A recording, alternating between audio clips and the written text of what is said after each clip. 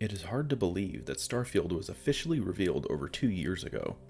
Since that time, and that initial reveal trailer that you are looking at right now, we have received essentially no official information about the game, save a few tidbits of information from Todd Howard when discussing the game briefly in a panel that also included Elon Musk. So what does that mean for a holiday 2020 release? Well, due to the virus situation, in my opinion, and I really hope I'm wrong here, any of the slim chances that Starfield was coming this year went out of the window. Coupled with the fact that Fallout 76 and its fixes and additional expansions, moving most of Bethesda Game Studios' resources to work on that game almost exclusively, Starfield was likely behind schedule even before COVID shut everything down.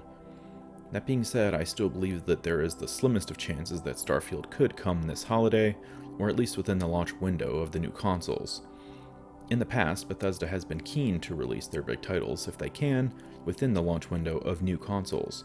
Being that most console launches are relatively starved for quality content, and most especially games like Bethesda makes, this makes sense. Have your game ready on the shelves, and the competition is much less fierce than later in the life cycle of the system. The main drawback to this approach is that the potential player base is minuscule at launch compared to even a year later. However, there are way more things that point in the other direction. I already discussed the timing above, the complications related to Fallout 76 COVID, and the cancellation of E3, or a major venue to show off the game. Another nail in the coffin is that Deathloop and Ghostwire Tokyo were shown in depth during the PlayStation 5 reveal. This makes the potential of a Starfield reveal and release this year incredibly less likely. If Bethesda was going to show Starfield, they'd undoubtedly do it in their own presentation.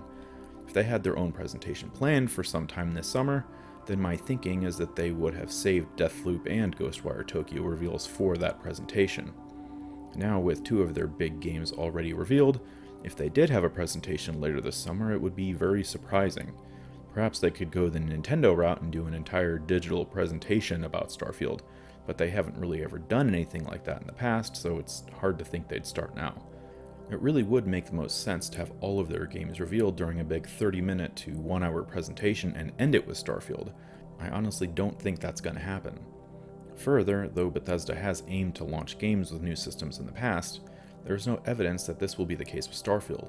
In fact, from a business perspective, it's probably not a sound decision. Gone are the days of budgets that made doing this a good idea. Given the amount of time and resources that will have likely gone into Starfield, Bethesda releasing it alongside a PS5 or Xbox Series X system launch would severely limit the reach of the game. The PS4 alone has sold about 100 million systems, and most estimate the Xbox has sold around 50 million at this point. The best case scenario for a holiday launch of the new PlayStation and Xbox platforms will be a few million units. There's not really any good reason to limit the sales potential of the game they've been working on in one way or another for the better part of a decade. Of course, this all assumes that Starfield is not coming to current generation systems, and while that is possible, I doubt that will happen given the number of times Todd Howard has stated that Starfield is a next generation gaming experience. The other main caveat here is that Bethesda may be strongly targeting PC gamers for Starfield, so they may not be as interested in the console sales, which was the same strategy for Oblivion and even Morrowind. I am skeptical about that, to say the least, however, because in the end, sales are sales. So here we are in the middle of June, and we haven't heard really anything from Bethesda about their fall lineup. We don't even have a release date for Doom Eternal on the Switch, and that was already released everywhere else months ago.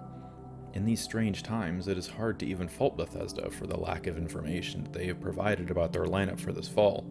Still, there does remain the slimmest of chances that Starfield is being saved as part of a grand blowout of gaming announcements by either Sony or Microsoft. I'll be honest though, I was completely shocked to see Deathloop and Ghostwire Tokyo shown during the PS5 presentation as exclusives. This flies in the face of a nearly 2-decade partnership between Microsoft and Bethesda. To me, this could mean a few different things. First, there is some kind of exclusivity agreement with Microsoft and Bethesda for Starfield whenever it does come out. This would include a grand reveal at a later Microsoft conference. Then, to placate Sony, Bethesda gave timed exclusivity for Deathloop and Ghostwire Tokyo. Likely, no. But then again, those games being Sony exclusive was also out of left field. Second, Microsoft and Bethesda's loose partnership is simply over with, and Starfield isn't coming this year. This is the most likely, in my opinion, with no exclusivity for Starfield at all, and it isn't coming until sometime next year, possibly holiday 2021. This is ironically also my preferred scenario because I am not a huge fan of timed exclusives on console. Depending on the game, I have console preferences, and since I haven't had the opportunity to play either the new Xbox or the PlayStation 5, I'd like to do so before determining what my system of choice will be.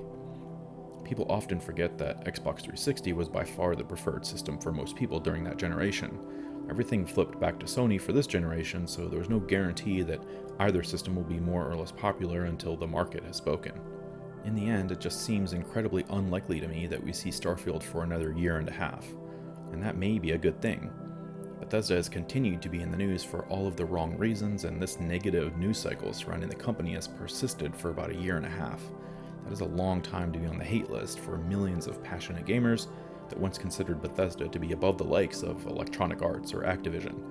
Unfortunately for Bethesda, they've made that bed with bad decision after bad decision, and with the ongoing technical issues plaguing Fallout 76, exploits, and the still generally despised nature of the game, they really just need to get back to basics, as I said in another video recently. They need to win back the support of millions of gamers that fell in love with their Fallout and Elder Scrolls games. Unfortunately, the short-sighted cash grab of Deathloop and Ghostwire Tokyo being PS5 timed exclusives paints a different and darker picture. Still, we can all hold out hope that Starfield will bring the Bethesda renaissance we have been hoping for. Only time will tell. Unfortunately, it looks like we still have some time yet to wait. If you enjoyed this video, please be sure to like and subscribe, maybe click that bell icon, and as always, thank you so much for watching.